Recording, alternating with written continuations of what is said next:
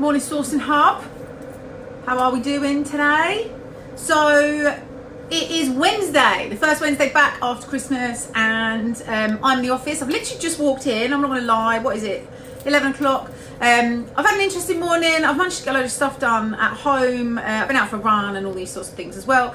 And yeah, so I've just got in now and I'm just starting to get on with some work. And actually the only reason I came into work at the office today is because the piece of information that I needed to be able to do the work I've got to do today is actually sat on my desk instead of being in my bag, which is frustrating as hell. Anyway, I'm doing this video while I'm just making for my little cup of coffee to boil. I wanted to just share something with you, this group that I think is really important for you guys to learn, to recognise, to understand.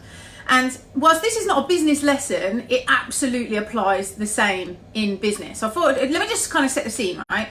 So about a year ago, I started running. I was signing up for London Marathon, or I'd signed up for London Marathon 2019. I've got a place. I was basically panic training at this point because it was like 16 weeks away, 10 weeks away. Well, it wasn't very long anyway. And I started running. Anyway, as I started to run, I was running like a metre and then walking for like 100 metres because I really struggled running naturally. I wasn't very fit. I wasn't very healthy, I guess, at that point. I couldn't really run. Anyway. Since then, obviously I did the marathon, which most of you know because most of you donated, massive love obviously. I did the marathon and then I didn't really run again for a little while. I did a half in June and then I did a couple of other bits through the year and I carried on running. Anyway, November I got a bit poorly. December happened, and I think the same for most people. December just becomes a bit of a weird month where things don't happen as you intend. And then I kind of woke up and it's January again, and I've got a place in London Marathon 2020, and I'm also doing a marathon in Liverpool in 2020 as well. And so I started training again. Now I have for months been convinced in my head that I couldn't run a mile without stopping. Now, I don't know why I thought that. I mean, I do know now, having thought about it today, I do know now why. But I generally train to kilometres. So I'll like run a kilometre, have a break, then run another kilometre, have a break, then run another kilometre, have a break. So I basically created this barrier in my head that at a kilometre, that's all I've got.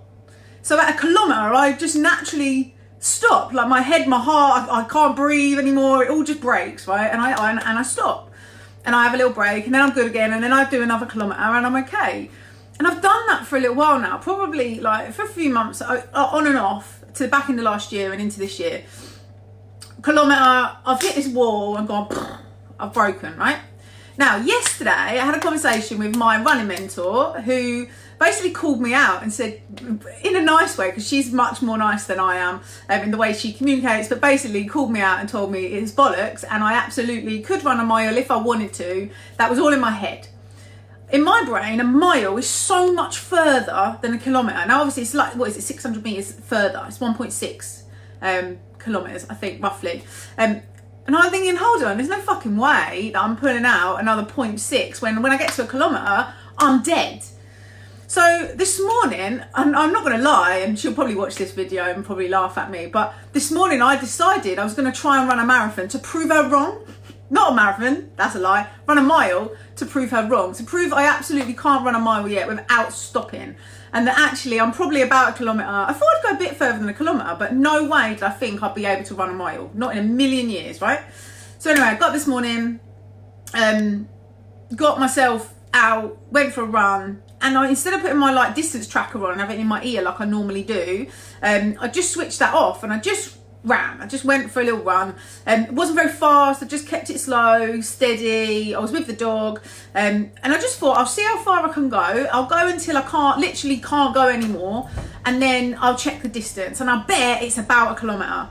So anyway, I went, and then I got to a point, and I was like, I've got distracted at this point. I was like, I'm starting to feel a bit uncomfortable, starting to feel like I'm like struggling now. I'm starting to feel like I want to know how far I've gone.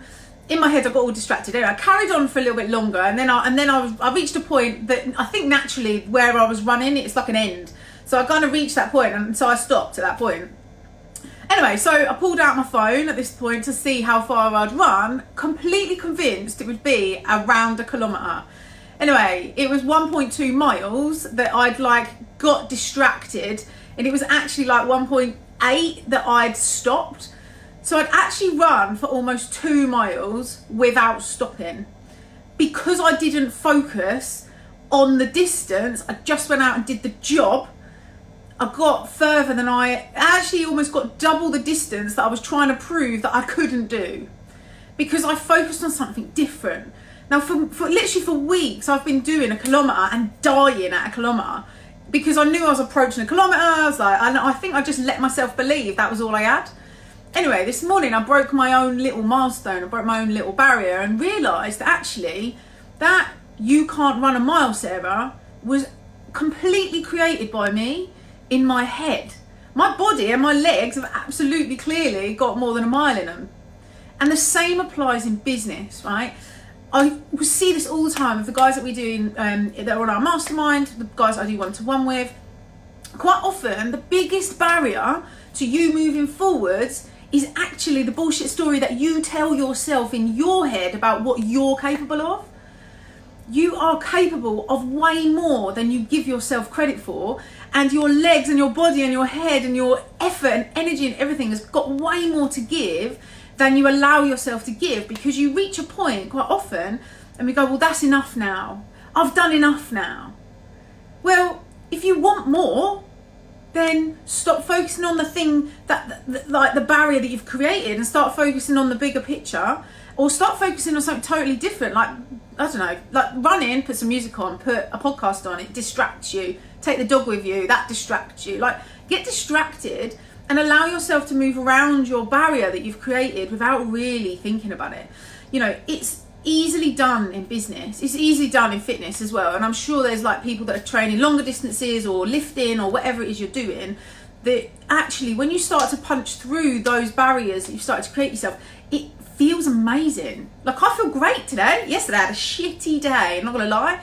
Today I feel great because I've started the day in a place that actually I feel like I could achieve anything that I set out to do today, just because I focused in a different way. It's not that it wasn't working for me, I'd just never tried to run a mile. I'd never actually tried to do it because I just didn't think I could. So I never tried. Well, I challenge you guys today to try and do something today that you don't think you can do, and just see how far, how close you can get to it. Because when you try something that you don't think you can do and you nail it, actually it feels amazing. So I hope that kind of running lesson can transition quite well into business. I mean, for me, I've certainly realised this morning that my attitude in business, which is I can pretty much do anything I set my mind to, I've recognised that actually that really does apply to all aspects of my life, not just my business, and that is super exciting to me. So have an amazing day, whatever you're up to. My kettle's boiled now, my coffee is cooked. I'm going to go have a drink, get on with some work, but have an amazing day, guys, and I'll catch you later. Bye.